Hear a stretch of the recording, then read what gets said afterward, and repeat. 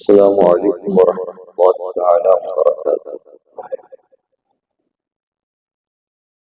نحمد اللہ تعالی علی سابق النعماء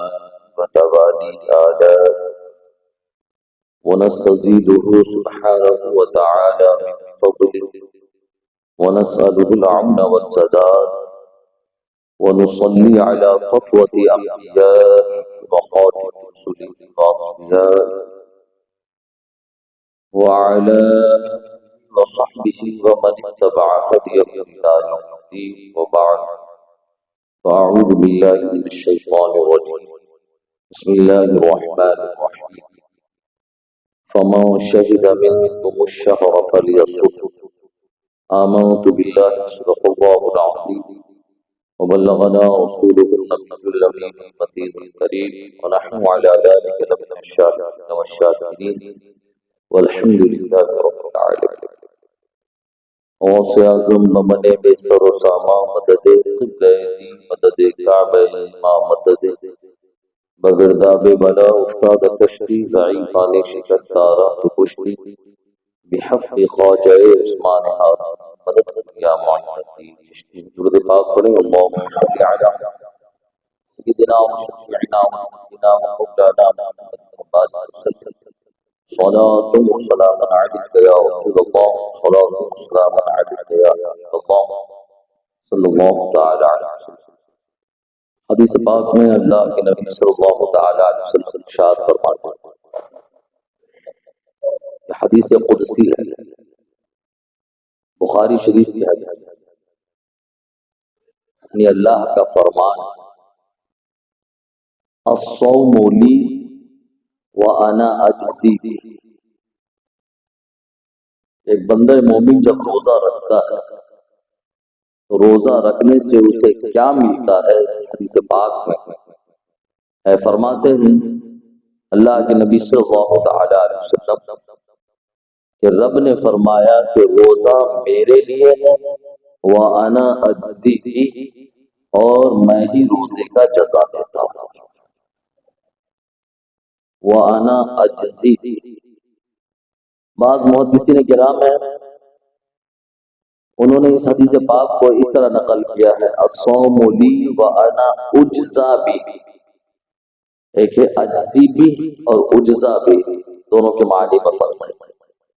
اجزی بھی کا مطلب ہوگا کہ میں ہی جزا دیتا ہوں، میں ہی بدلہ دیتا ہوں،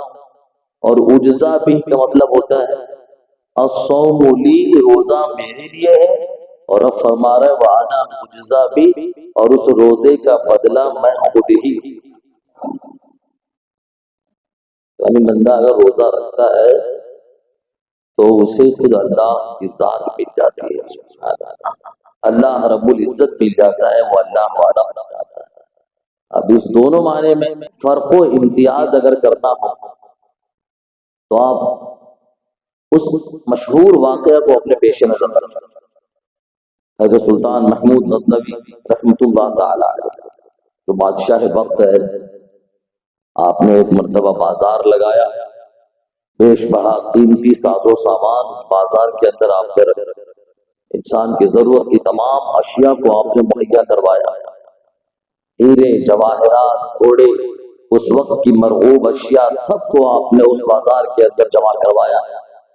ارکان سلطنت سے کہہ دیا کہ جسے جس چیز کی ضرورت ہو، جو چیز چاہیے وہ اٹھا لے۔ سبوں نے اٹھانا شروع کر دی، کوئی ہیرے جواہرات پر ہاتھ رکھ رہا ہے، کوئی گھوڑا لے رہا ہے، کوئی کچھ لے رہا ہے، کوئی کچھ لے رہا ہے۔ آپ کا ایک وزیر خاص حضرت ایاز رحمت اللہ تعالی وہ بھی بازار میں تشریف لے گئے، ہر چیز سے دامن بچاتے گئے، ہیرے جواہرات سے دامن بچایا، سونے چاندی سے دامن بچایا، گھوڑے سے دامن بچایا، دیگر اشیاء سے دامن بچایا، ہر چیز سے دامن بچاتے ہوئے بادشاہ کی پشت پر جا کر ہاتھ رکھ دیا۔ بادشاہ نے کہا ایاز کیا حماقت کر رہے ہیں، محفل لگی ہوئی ہے، بازار میں طرح طرح کی چیزیں ہیں، قیمتی سامان موجود ہے، جاؤ سب جمع کر رہے، تم بھی اکٹھا کرو، تم بھی حاصل کرو، تم آ کر میری پیٹھ پر کیوں ہاتھ رکھ رہے؟ حضرت ایاز رضی اللہ تعالیٰ نے جواب دیا کہ حضور، لوگوں کو ہیرے جواہرات چاہیے، گھوڑے چاہیے، دیگر ضرورت کے سامان چاہیے، لیکن میں نے آپ کی پیٹھ پر ہاتھ رکھ دیا ہے، مجھے آپ چاہیے، آپ اگر مل جائیں گے تو تمام اشیاء میری ہو جائے گا۔ اب اس حدیث پاک کا مفہوم سمجھ، الصوم لی وانا اجزا بھی، اللہ فرما رہا ہے کہ بندے کا روزہ میرے لیے ہے اور اس روزے کا بدلہ میں خود ہوں۔ جب بندے کو خدا ہی مل جائے تو ساری خدائی بندے کے دامن میں آ جاتی ہے۔ درود پاک پڑھیں، اللہم صلی علی سیدنا و شفیعنا و نبینا و مولانا محمد مبارک وسلم، صلاۃ و سلام علیک یا رسول اللہ، صلاۃ و سلام علیک یا حبیب اللہ صلی اللہ تعالی علیہ وسلم۔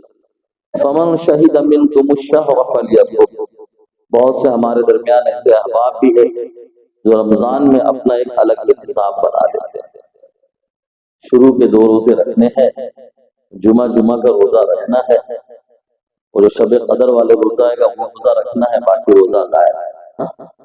سنڈے کو چھٹی ہے تو اس دن روزہ رکھنا ہے، رات ڈیوٹی ہے، دن میں سونا ہے تو روزہ رکھنا ہے، باقی اگر دن میں کام پہ جانا ہے تو ہمیں روزہ نہیں رکھنا۔ یہ بھی مزاج بنا کے رکھتے ہیں، ہاں ہے ایسا مزاج، جبکہ ایسا نہیں ہے۔ روزہ بہرحال فرض ہے۔ فمن شہد منکم الشہر فلیصم، قرآن کہہ رہا ہے کہ تم میں سے جو رمضان کا مہینہ پالے فلیصم، اسے روزہ رکھنا چاہیے، اس پر روزہ فرض و واجب ہے۔ سمجھ، ہاں اگر بیمار ہے یا مسافر ہے یا دشواری کی حالت ہے تو شریعت نے تو معافی دی ہے، شریعت نے اجازت دی ہے افطاری کرنے۔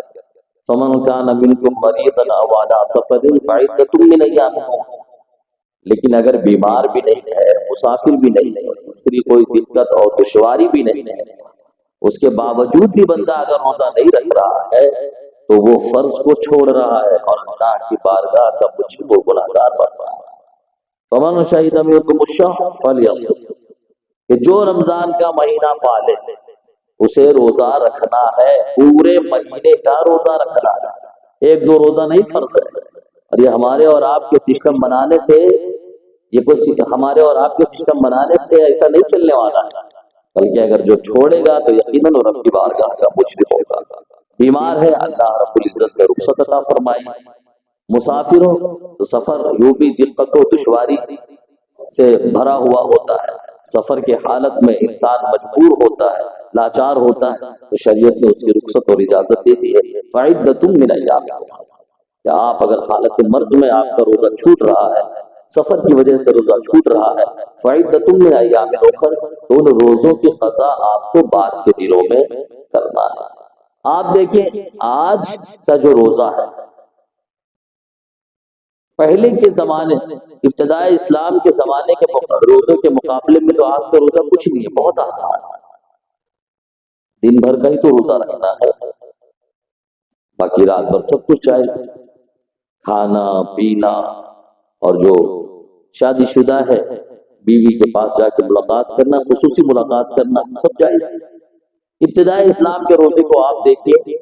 ابتدائی اسلام میں کتنا کٹھن، کتنا دشوار گزار ہوا کرتا تھا